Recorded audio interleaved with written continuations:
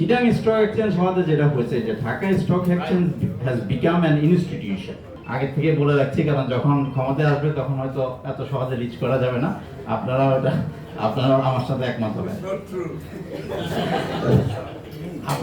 আপনার সবাই আমরা জানি যে উনি ঢাকা চিটাং স্টক এক্সচেঞ্জের ফাউন্ডার, বাট তার চেয়ে দুইটা জিনিস আমরা অনেকেই জানি না। সেটা হচ্ছে যে চিটাং স্টক এক্সচেঞ্জ, মানে আমি যেহেতু ওনার সাথে প্রায় 30 বছর কাজ করছি, যে স্টক এক্সচেঞ্জটা কিন্তু গঠন করে শেষ করে নাই। ওনার কিন্তু পরবর্তী যে প্রোগ্রাম উনি দিয়েছিলেন সেটা হচ্ছে সিডিবিএল। এটা অনেকেই জানেন। আমরা জানি যে CDB has been funded by ADB, but ADB was brought by mister Amir Khasru Mahmud Chowdhury.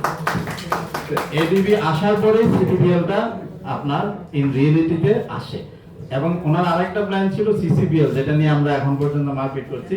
উনি এটা মানে he has planned it in 1998, if I am not wrong, 1998-99 উনি আমাদেরকে প্ল্যান দিয়েছিল সিডিবিএল করার পরে যদি সিডিবিএলটা সাকসেসফুল হয় then will move on to the CCBL.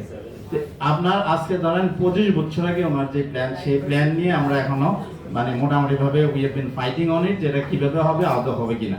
যার দরুন ওনার কাছে আমাদের আবদার অনেক বেশি থাকবে, যেহেতু উনি 25-30 বছর আগে থেকে এই স্টক মার্কেটকে একটা জায়গায় নিয়ে যাওয়ার জন্য যা যা করা দরকার সেই জিনিসগুলি উনি শুরু করেছিলেন। আচ্ছা, চিটাং স্টক এক্সচেঞ্জ যখন শুরু করে তখন প্রচন্ড বিরোধিতা ছিল। আপনারা অনেকে তখন হয়তো ছিলেন, অনেকে ছিলেন না। বিরোধিতা ছিল কারণ হচ্ছে যে ঢাকা স্টক এক্সচেঞ্জ থাকার কালীন কেন একটা স্টক এক্সচেঞ্জ হবে।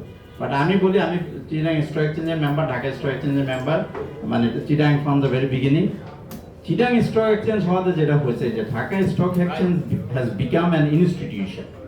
এটা আপনারা অনেকেই দেখেন নাই যে ঢাকা স্টক এক্সচেঞ্জের কোনো গভর্নেন্স ছিল না, মানে it was kind of a proprietary shop.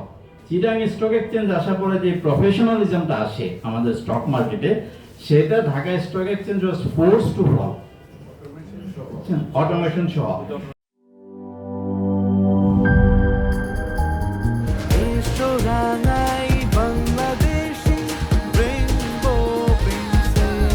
Rainbow Paints, ছড়াও জীবনের রং।